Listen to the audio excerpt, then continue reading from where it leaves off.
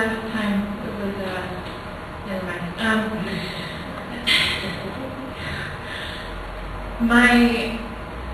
My grandmother was hilarious because she didn't always understand my jokes, but she'd laugh anyways, and then she'd look at me like I might be crazy.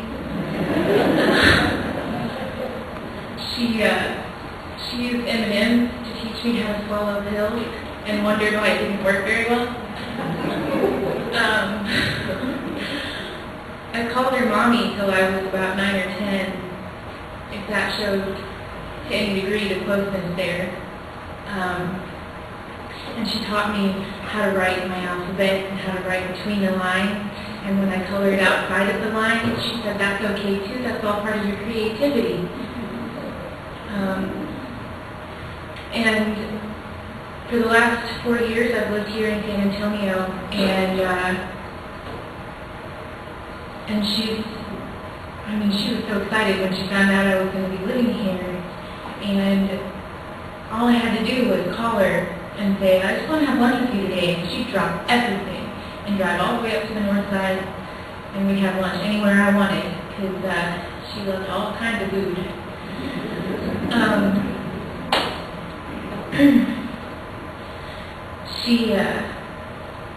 During the rougher times for me, she was my shelter from the storm.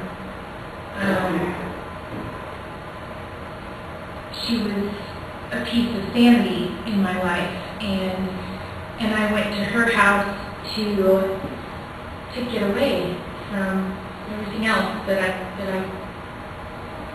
I was so scared of.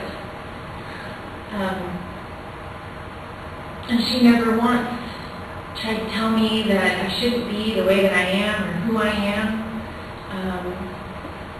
She never once pointed her finger at me, and she never once said, you're going to get the consequences of these actions, She just loved me unconditionally. And I remember when things started to get better in my life, she came to some of those meetings with me to help me get better. And here she was with a bunch of people who were kind of crazy. And she just, I was like, oh no, they're going to cuss, and she's going to be very upset, and this isn't going to work, and none of them are weird, I don't know.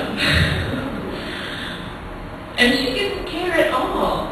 She just smiled and called them all darling, and and it was like, to her, everyone's spoken about how much she loved children, but to her, we were all God's children, and therefore all children, worthy of teaching and of love and patience, and she never ran out of that. Never.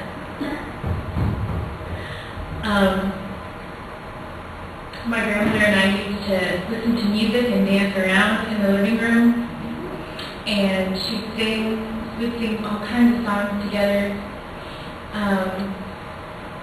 And sometimes she'd start singing these weird old songs, and I'd be like, what are you doing? But it was good times. So I love her very much, and I'm going to miss her a whole lot. One of the songs that we sang together recently was What a Wonderful World by Louis Armstrong. And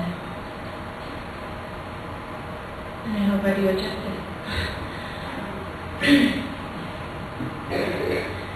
I see trees of green, red roses too. I watch them bloom for me and you, and I think to myself, what a wonderful world. I see skies of blue and clouds of white, the bright blessed day, the dark sacred night, and I think to myself, what a wonderful world. The colors of the rainbow, so pretty in the sky, are also on the faces of people passing by. I see friends shaking hands, saying, how do you do? They're really saying, I love you. I hear babies cry. I watch them grow. They'll learn much more than I'll ever know. And I think to myself, what a